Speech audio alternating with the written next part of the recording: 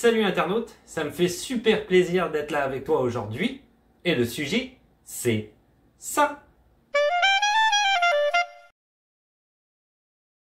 Alors aujourd'hui, une série de vidéos plus particulièrement sur la santé au Québec. Alors évidemment, comme d'habitude, n'oublie pas de t'abonner et de laisser un petit pouce bleu, ça va aider la chaîne, ça va la faire monter dans l'algorithme. Cela étant dit, n'oublie pas aussi qu'il y a déjà une vidéo qui a été faite sur la chaîne très complète, un peu plus longue, sur la RAMQ, donc tout le système de santé ici au Québec, comment ça fonctionne, si tu es un nouvel immigrant, comment ça marche, on y va au cas par cas selon même ta situation, résident permanent, permis de travail fermé, entente des pays signataires, etc., etc. Il y en a pour tous les goûts. On commence tout de suite. Alors, qu'est-ce qui se passe si tu es malade ici au Québec? En fait, peut-être que tu le sais déjà, mais si tu es malade ici au Québec, c'est relativement un problème parce que le système de santé fonctionne très très mal. Attention, j'ai pas dit que la médecine n'était pas de qualité. On a une médecine de très forte qualité, très bonne qualité ici au Canada et au Québec. C'est simplement que d'aller essayer de consulter un médecin, c'est la croix et la bannière. Donc si tu es malade, il y a plusieurs solutions qui s'offrent à toi.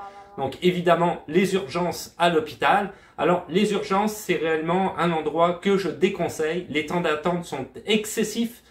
Quand je dis excessif, c'est énorme. Et en fait, tu peux réellement être encore plus malade, ne serait-ce qu'aux urgences. Mais des fois, si t'as pas le choix, va aux urgences évidemment de l'hôpital. Je te donnerai en fait un site internet qui s'appelle indexsanté.ca. Qui est vraiment un site hyper important et hyper intéressant qui répertorie en fait toutes les urgences que tu peux avoir au Québec. Ça va te donner en détail le temps d'attente moyen que tu peux avoir par urgence. Donc par exemple, je l'ai ouvert, le centre hospitalier de l'Université de Montréal, on parle de 24 heures d'urgence alors que le CHU de Sainte-Justine, c'est 7 heures d'urgence. Donc ça te donne un petit peu l'idée du taux d'occupation au niveau de l'hôpital. Il faut que tu saches que 24 heures d'urgence, c'est quasiment pour tout le monde. Pour pas que tu aies ce 24 heures d'urgence-là, je prends l'exemple le plus significatif et le plus important dont je viens de parler, 24 heures, on s'entend que c'est énorme, bien qu'il y ait l'hôpital Royal Victoria qui soit à 30 heures juste en dessous, mais bon. Ça veut dire qu'en gros, on parle d'un temps d'attente moyen. Si tu vas aux urgences et que tu es en danger de mort, évidemment, tu n'attendras pas 24 heures. Par contre, pour toutes les autres personnes, c'est le temps d'attente moyen que tu devras avoir.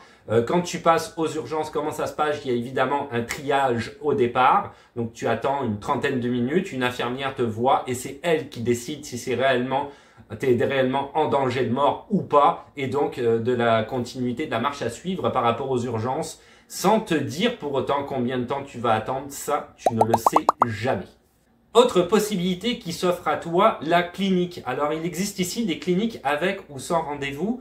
Donc je te conseille la clinique avec rendez-vous parce que la clinique sans rendez-vous, ce qui va arriver, c'est que la plupart du temps, même si c'est sans rendez-vous, la secrétaire va décider du nombre de patients qui vont être vus dans la journée et c'est déjà plein, ne serait-ce qu'à 8 heures du matin ou à 7 heures du matin quand tu vas te rendre. La salle d'attente est pleine et ça veut dire que là-dedans, il y a des gens qui vont attendre jusqu'à 4-5 heures de l'après-midi puisqu'ils seront les derniers patients à être vus.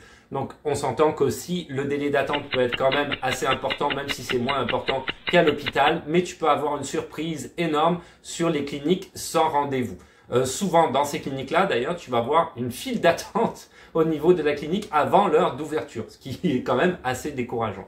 À côté de ça, tu as la clinique avec rendez-vous. Donc là, on parle que si tu es malade, tu veux te faire consulter par un médecin, tu n'as pas de médecin, mais tu peux quand même attendre. Tu n'es pas en danger de mort, ok? Donc là, à ce moment-là, clinique avec rendez-vous, tu vas regarder directement sur Internet, tu cherches la clinique qui est dans ton quartier, il va y avoir des plages horaires, tu vas pouvoir t'inscrire, tu vas avoir un rendez-vous et évidemment, le temps d'attente sera peut-être un peu moins long. Alors, il y aura quand même un temps d'attente. La plupart du temps, il ne faut pas penser que parce que tu as un rendez-vous, tu vas passer tout de suite. Ça peut arriver, mais c'est pas tout le temps le cas. Il est possible que tu attendes 1 heure ou 2, parce que des fois, le médecin a eu un cas peut-être un peu plus lourd, un cas un peu plus compliqué, et il a dû passer un petit peu plus de temps, ça a décalé tous ses rendez-vous, et du coup, il va falloir que tu attendes. Donc, c'est l'autre option avec la clinique avec rendez-vous. Dernière option qui s'offre à toi, la clinique privée. Alors, la clinique privée, évidemment, Ici, au Québec, on a la RAMQ hein, pour la plupart.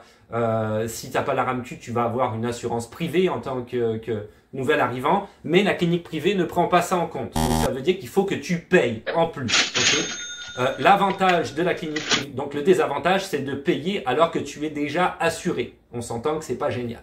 L'avantage de la clinique privée, par contre, c'est que tu passes tout de suite. Tu prends rendez-vous directement aussi sur Internet ou tu peux même les appeler par téléphone. Tu as un rendez-vous des fois dans la journée même. Tu passes immédiatement, tu es tout de suite consulté.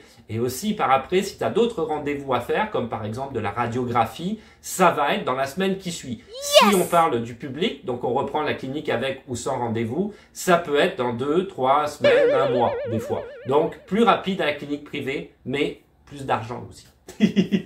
Et voilà. C'est tout pour aujourd'hui. Donc, comme d'habitude, n'oublie pas de t'abonner et de laisser un petit pouce bleu afin que je puisse monter un peu plus dans l'algorithme, d'être plus visible et d'avoir une communauté de plus en plus grande de gens qui peuvent s'entraider par rapport à l'immigration au Canada ou simplement des renseignements sur la vie ici au Canada. Mes réseaux sociaux, Instagram, TikTok, Twitch. Twitch, je suis pas réellement présent, mais ça existe quand même. Je vais probablement l'être à nouveau d'ici peu. Facebook, donc ce sont mes réseaux sociaux. Tu peux faire de la donation via PayPal. Tu peux aussi m'acheter un café si tu veux. Et je le boirai en ton honneur. Donc, il n'y a pas de souci. Et là-dessus, on se dit à la revoyure. Ciao. Bye.